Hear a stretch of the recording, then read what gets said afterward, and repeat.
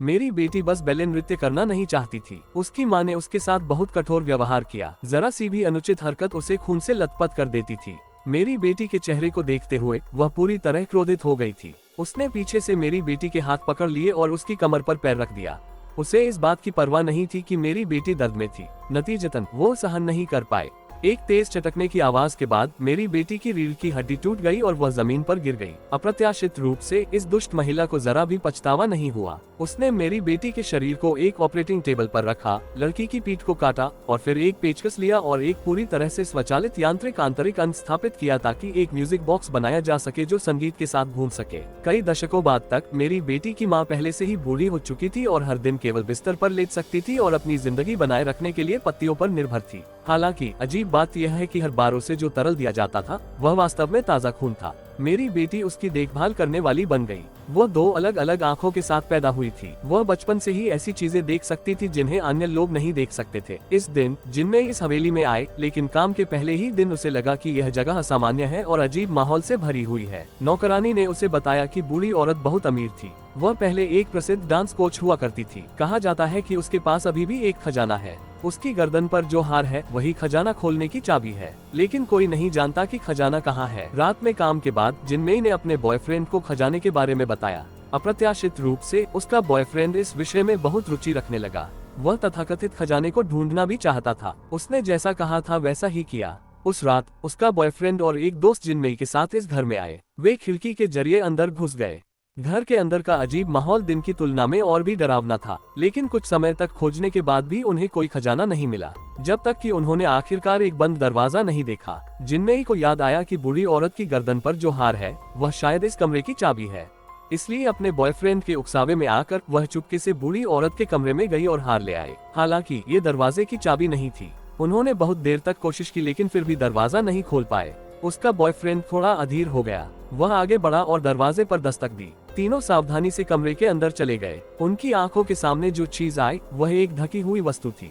हर किसी को डर का एहसास हुआ, लेकिन उसका बॉयफ्रेंड फिर भी हिम्मत करके सफेद कपड़ा हटाने लगा। किसे पता था कि खजाना नहीं मिला, बल्कि एक सुंदर लाश मिली। और भी अजीब बात यह है कि जब जिनमेई ने चाबी से लाश के नीचे स्विच चालू किया तो घर की लाइट अचानक जल उठी। लाश भी धीरे धीरे घूमने लगी और एक संगीत बज रहा था। क्या ये सिर्फ एक मानव शरीर का म्यूजिक बॉक्स नहीं है? ये कैसा खजाना है? उसका गुस्सैल बॉयफ्रेंड आगे बढ़ा और बुढ़िया के सिर पर वार कर दिया। फिर घर की लाइट अपने आप बंद हो गई।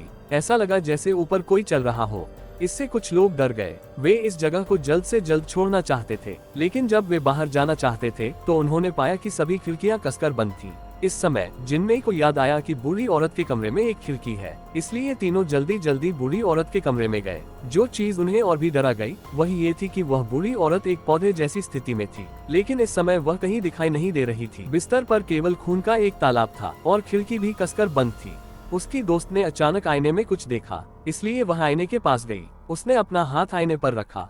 अप्रत्याशित रूप से बूढ़ी औरत उसके पीछे दिखाई दी। जब जिनमेई और बाकी लोग वापस आए तो उन्होंने पाया कि उनकी दोस्त गायब हो चुकी थी। उन्होंने घर में अपनी दोस्त का नाम पुकारा, लेकिन उन्हें कोई जवाब नहीं मिला।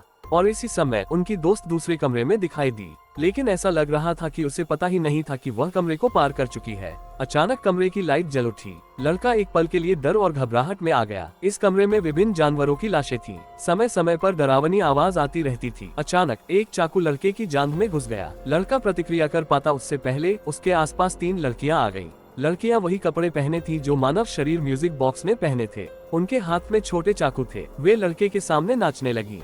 उन्होंने चाकू से लड़के पर वार किया। अंत में लड़के को टुकड़ों में काट दिया गया। उसी समय जिनमेई और उसका बॉयफ्रेंड हर जगह दोस्त को ढूंढ रहे थे। उसे शक हुआ कि उसकी दोस्त के गायब होने का संबंध उस बुढ़िया से है, इसलिए वह अकेले लड़की के कमरे में गई। कमरे की सजावट भी भ्रमित करने वाली थी। उसे एक अलमारी में एक सफेद ड्रेस मिली। फिर उसने उसे वापस रख दिया, लेकिन उसने गलती से एक स्विच छू लिया। जब जिनमेई उलझन में थी और इन जानवरों के नमूनों को देख रही थी, तभी अंधेरे में बूढ़ी औरत अचानक दिखाई दी और उसने अपने हाथ जिनमेई की ओर बढ़ाए। जिनमेई मानो उसके नियंत्रण में आ गई। उसने बहुत स्वाभाविक रूप से अपने हाथ बढ़ा दिए। जब बूढ़ी औरत की आंखें एक पल के लिए खुली तो जिनमेई ने उसका अतीत महसूस किया। बूढ़ी औरत पहले एक डांस कोच थी, लेकिन वह एक साधारण कोच नहीं थी, बल्कि एक वैम्पायर थी। उसे यह काम बहुत पसंद था। उसने कभी अपने छात्रों को नुकसान नहीं पहुंचाया, लेकिन उसकी बेटी अपने खून की इच्छा को नियंत्रित नहीं कर पाए। जब उसकी माँ ध्यान नहीं दे रही थी तो उसने चुपके से एक छात्र का खून चूस लिया। जब उसकी माँ को ये पता चला तो वह बहुत गुस्सा हुई। उसने वहीं अपनी बेटी को डांटा। उसकी बेटी गुस्से में बाहर भाग गई, लेकिन वैम्पायर सूरज से डरती थी। लड़की बाहर भागने के तुरंत बाद बेहोश हो गई। उसकी त्वचा भी फटने लगी।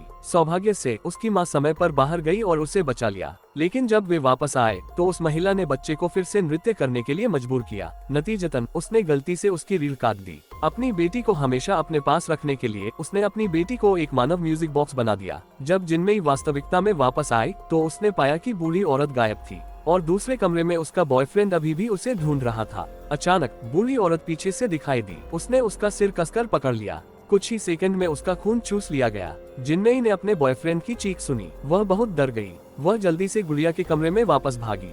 उस समय गुड़िया जीवित हो गई थी। एक रोबोट की तरह वह धीरे धीरे जिन्नई की ओर बढ़ी।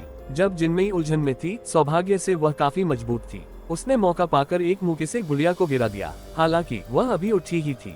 अचानक एक आदमी अंदर आया और उसे बेहोश कर दिया, और वह महिला बूढ़ी औरत की देखभाल करने वाली थी। जब जिन्नई फिर से जागी तो उसने खुद को एक टेबल पर लेटा हुआ पाया। बूढ़ी औरत और देखभाल करने वाली उसके पास खड़ी थी। बूढ़ी औरत ने अपने नाखून जैसे नाखूनों से जिन्नई के पेट पर हल्के से खरोंच किया। जिन्नई का पेट कट गया। फिर बूढ़ी औरत ने एक बर्तन से एक कीड़ा निकाला और उससे कुछ शब्द कहे। उसने उसे जिन्नई के घाव में डाल दिया। फिर उसने एक और कीड़ा लिया और अपनी बेटी के पास गई। उसने वह कीड़ा अपनी बेटी के घाव में डाल दिया। फिर उसने एक बुकमार्क लिया और जिन्नई की एक आंख को सीधे स्थिर कर दिया। लेकिन इस समय जिन्नई ने अपनी लंबे समय से मृत माँ को देखा। फिर दूसरी आंख भी स्थिर कर दी गई।